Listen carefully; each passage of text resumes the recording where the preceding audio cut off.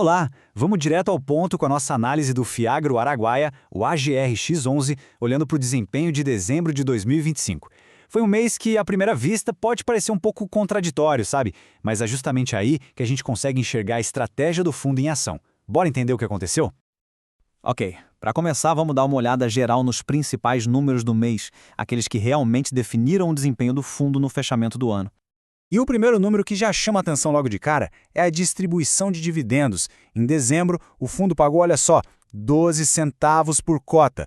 Manteve aquele patamar bem sólido, o que é uma ótima notícia. Isso se traduz num rendimento mensal de 1,43%. Excelente! Isso com base no preço de fechamento da cota, tá? É um retorno que, convenhamos, realmente se destaca no cenário de hoje. Pois é, mas aí vem a grande pergunta, né? Como é que foi possível manter uma distribuição tão boa se o resultado contábil do mês foi negativo? Parece que a conta não fecha. Mas calma, isso não é um paradoxo, é estratégia. E é isso que a gente vai entender agora. Então, a chave para entender aquele aparente paradoxo está toda na estratégia e no planejamento da gestão. Eles não estão olhando só para o resultado de um mês. A visão é de longo prazo. Bom, o fato é o seguinte. Em dezembro, o fundo registrou, sim, um prejuízo contábil de 4,7 milhões de reais. E de onde veio isso? Veio de um aumento na provisão para perdas, especificamente no investimento da AgroGalaxy. Só que, e aqui está o pulo do gato, isso não foi nenhuma surpresa. Não pegou ninguém de calças curtas. A equipe de gestão já estava de olho nisso, já antecipava esse movimento contábil e, o mais importante, se preparou para ele. E é aqui que entra em cena a tal da reserva de distribuição. É ela que explica tudo. Pensa nessa reserva como se fosse um amortecedor financeiro, sabe? Um colchão de segurança que o fundo vai construindo justamente para momentos como esse, para absorver o impacto e garantir que a distribuição de dividendos continue estável. Olha só essa tabela, ela mostra na prática como a reserva funcionou. Antes desse evento, a reserva por cota era de 49 centavos. Depois de absorver o impacto, ela baixou para 23 centavos. Ou seja, a reserva fez exatamente o que deveria fazer. Agiu como um escudo e protegeu o dividendo. Perfeito. Ok, mas para a gente entender de verdade a profundidade dessa estratégia, não dá para ficar só no número do fundo. A gente precisa dar um passo para trás e olhar o cenário geral do agronegócio em 2025. E olha, foi um ano de muitos contrastes. O grande tema do ano foi basicamente uma transição.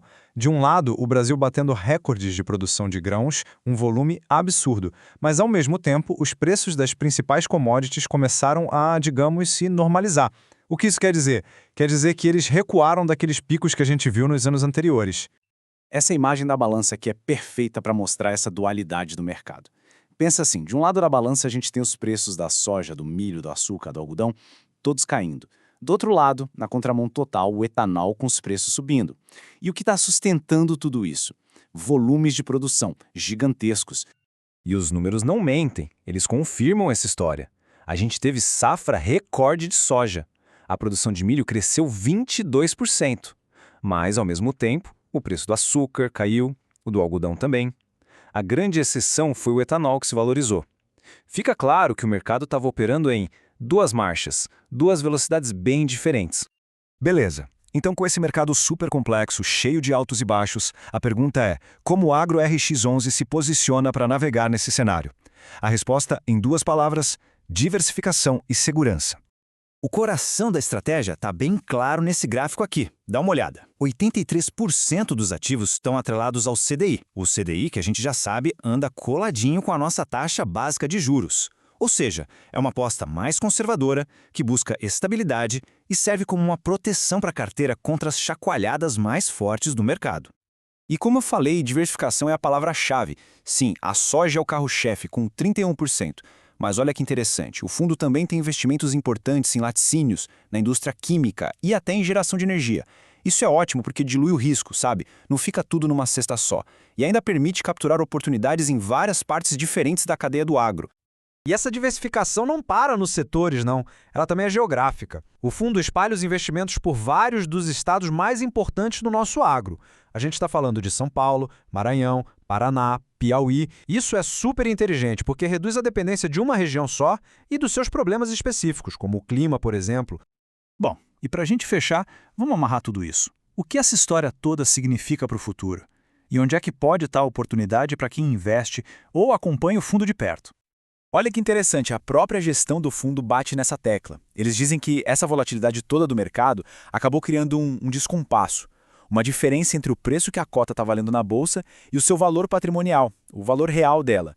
E é justamente aí, nesse gap, que pode morar uma bela janela de oportunidade.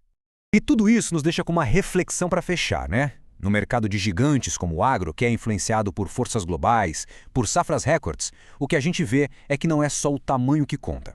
No fim das contas, o que realmente faz a diferença é ter uma estratégia clara, resiliente e, acima de tudo, inteligente.